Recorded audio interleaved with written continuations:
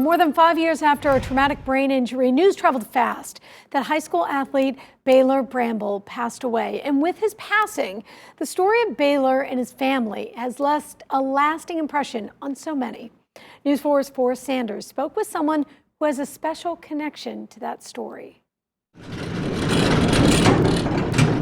Over 19 years, a lot of vehicles have come up the drive to Milestone Paint and Body. Several hundred vehicles. And every one of them has a story and an owner that Jacob Miles works with to bring that vehicle to its full greatness. I like the wow factor, the element of surprise. But out of those hundreds of stories, there's one in particular Jacob will always remember. It was October 2019 when the Bramble family arrived. 2015, Baylor Bramble of Siegel High suffered a severe brain injury during a football game.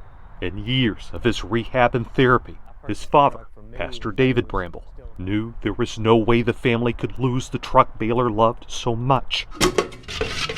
So they headed into Milestone. All right, man. To see something familiar waiting in a new, brilliant blue. How about that, man? That doesn't look like the same truck, does it?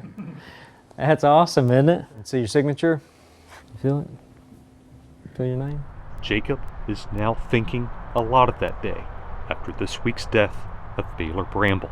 I couldn't imagine burying your son at a young age. It's hard to talk about.